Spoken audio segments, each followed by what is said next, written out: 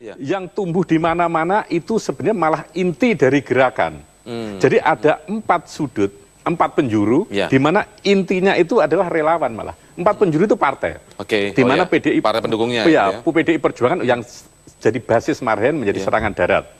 Nasdem sebagai restorasi dengan serangan udaranya. Ya kan, Hanura dengan para jenderal yang punya pengalaman tempurnya, begitu kan. Nah, PKB doa dari langit. Penting ini ya kan. Jadi sementara intinya relawan itu. 4 penjuru ini sebenarnya yang membuat gerakan relawan ini menjadi kuat. Itu cara pikir yang ingin kita lakukan sebagai bentuk strategi pemenangan ya. Mas Hanta, kalau Anda melihat tadi penjelasan Pak Saifullah Tamliha dan juga Mas Soekardi Rinakit begitu, menurut Anda di mana letak positif dan negatifnya betul, kelebihan dan kekurangannya? Kalau disebut tadi memang ada kesan yang satu muncul dengan spontan, tetapi ada kesan seperti tidak terkodir, muncul semuanya bermunculan. Lalu sementara yang satu memang didesain begitu dengan rapi, tapi memang menyasar sasarannya adalah elit, tokoh-tokoh misalnya seperti selebritis, lalu aktivis misalnya. Belum kita melihat yang ada di bawah. Bagaimana sisi positif dan negatif sama top down ya, kira-kira gitu. Nah, ada plus minusnya.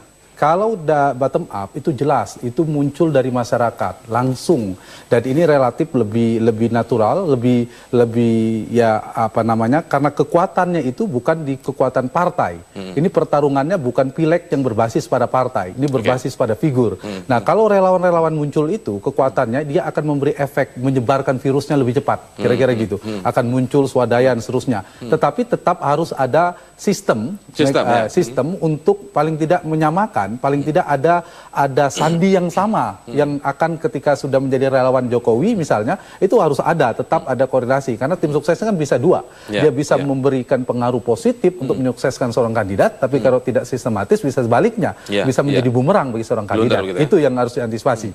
Nah, yang dikelola secara struktural, secara terstruktur, sistematis dan seterusnya, ini juga bisa lebih mudah, paling tidak pesan-pesan yang ingin disampaikan dan seterusnya itu relatif lebih mudah, paling tidak untuk menyambungkan antara kelebihan sang figur yang mereka sosialisasikan dengan keinginan masyarakat. Jadi ada plus minusnya. Di beberapa hari terakhir ini kita juga melihat selain relawan-relawan yang muncul, juga pergerakan dari dua pasangan ini semakin mendekati kepada para tokoh-tokoh agama, dalam hal ini mungkin bisa kita sebut sebagai Nahdlatul Ulama, tapi ada perbedaan di situ, pendekatan terhadap tokoh yang struktural dan tokoh yang kultural. Nanti kita akan bahas.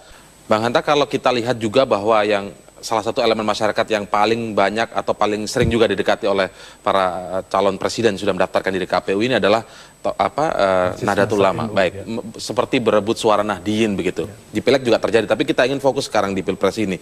Kalau kita lihat memang, kalau boleh saya mungkin salah, tapi saya melihatnya seperti ada pendekatan yang satu lebih pada mendekati tokoh agama yang bersifat struktural, satu lagi bersifat kultural. Kalau kita mau sebut nama langsung, misalnya ada sosok Said Agil yang ada di Prabowo begitu, kemudian ada Hasyim Muzadi yang ada di Jokowi JK. Kalau Mas Hanta melihatnya seperti apa ini? Iya, saya nyambung yang disampaikan Mas Indra bahwa kenapa masa NU itu menjadi sesuatu rebutan, karena memang secara kuantitas memang penting, dan jumlah adalah basis masa ormas Islam terbesar di Indonesia, dan wajar. Dan pemilih NU itu semakin kemari semakin heterogen sebenarnya.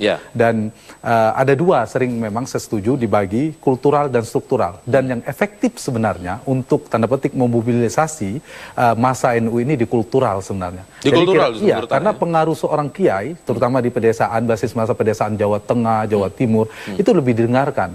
Kira-kira ya seperti Gus Mus misalnya contohnya ya, tokoh-tokoh yang dulu juga bahkan bukan hanya sekarang, Gus Dur sekali Gus Dur itu sering menggunakan simbol-simbol restu kiai dulu, tanya kiai langitan dulu dan seterusnya. Dan sumber legitimasi tanda petik di NU itu lebih kultural, adalah fatwa kiai sebenarnya bisa mengarahkan tanda petik, bisa mempengaruhi, bukan mengarahkan, mempengaruhi basis massa terutama di pedesaan.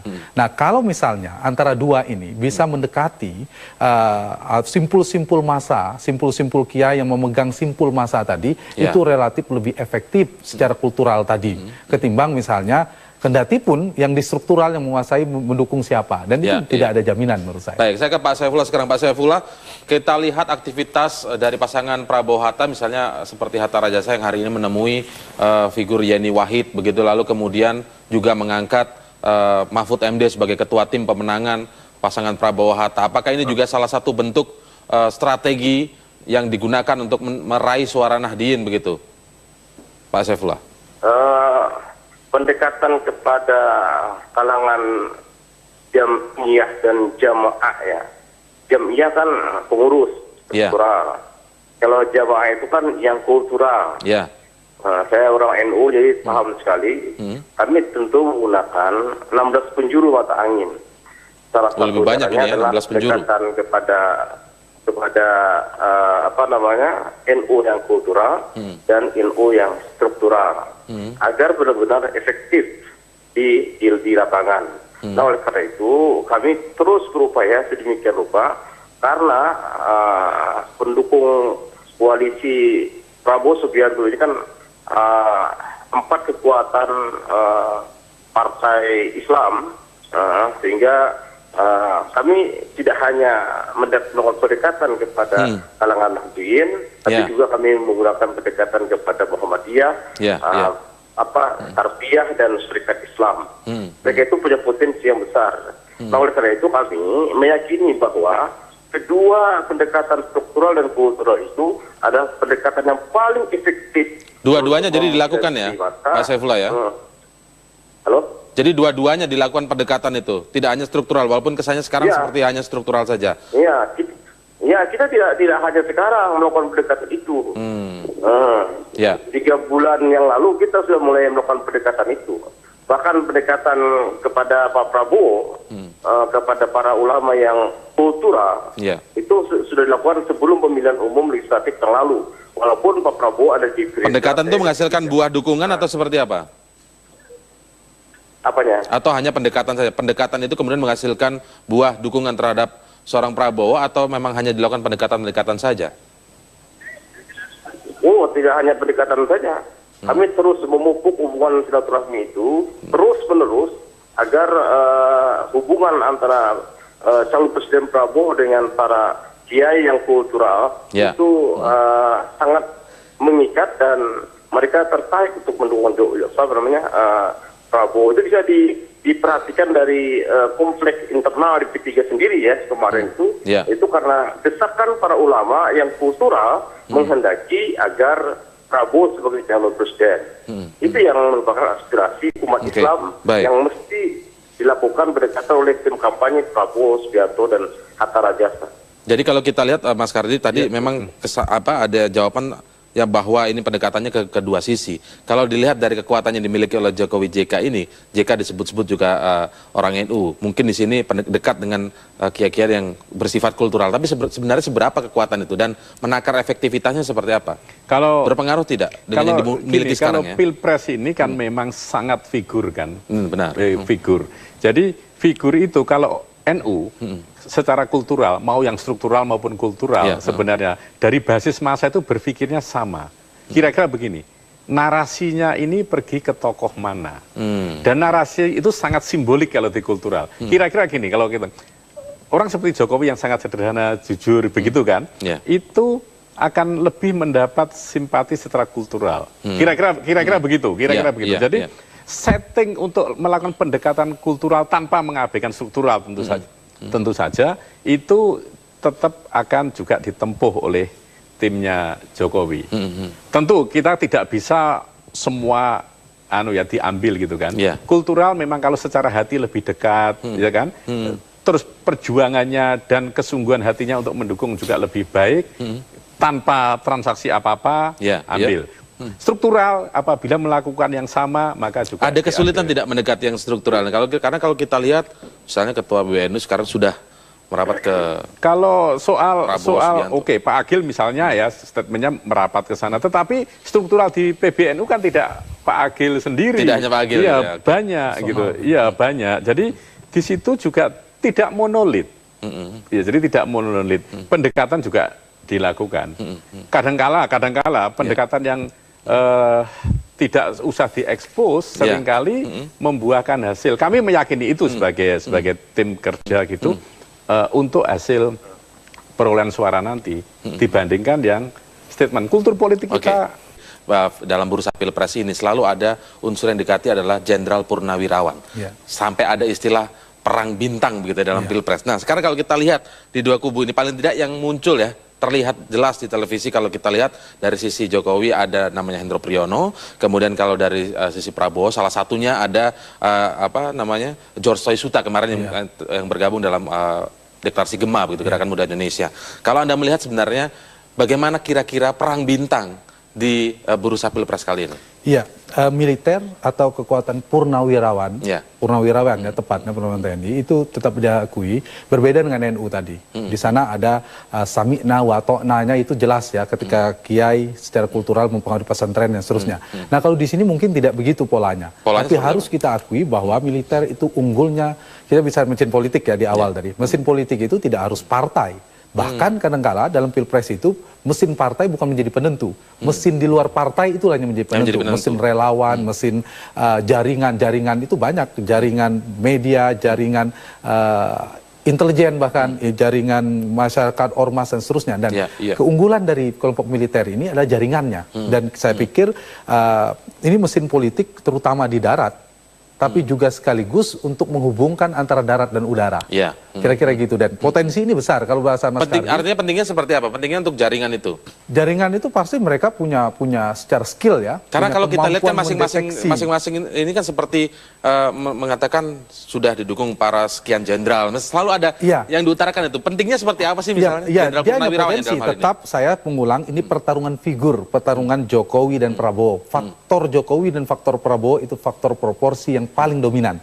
Bahwa ada faktor lain, saling mendukung, potensial, ada relawan, ada militer dan seterusnya. Kalau kita bicara militer juga bukan entitas tunggal. Sama dengan NU, kita nggak bisa kemudian NU otomatis akan mendukung siapa, gara-gara ketua PBNU mendukung siapa.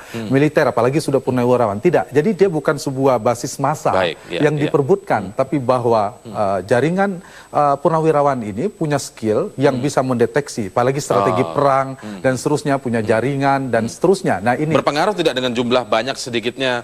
Kualitatif. Dia membantu secara kualitatif. Kan sebenarnya. Secara kuantitatif menurut saya tidak. Ya. Saya ke Pak Saifullah. Pak Saifullah, seringkali kita juga mendengar bahwa Pak Prabowo mengatakan didukung oleh banyak jenderal purnawirawan, sudah meminta dirinya untuk tetap maju sebagai calon presiden. Nah, ini sebenarnya dari sisi ini tuh pentingnya di mana ya kira-kira?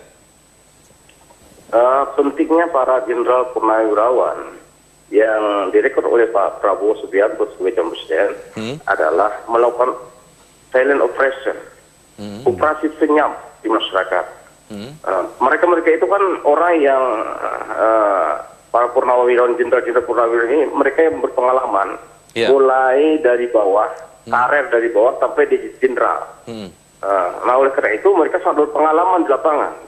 Peta politik seperti apa? Tentu para jenderal ini mengetahui kalau dia bekas pangdam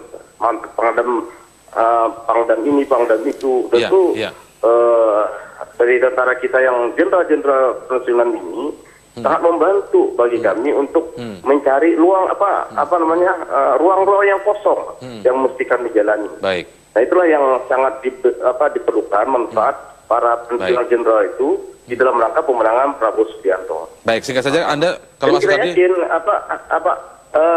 suara yang disampaikan para jenderal purnawirawan untuk mendukung Prabowo Subianto sebagai presiden terbukti pada pemilu kemarin di dekat barak-barak tentara itu.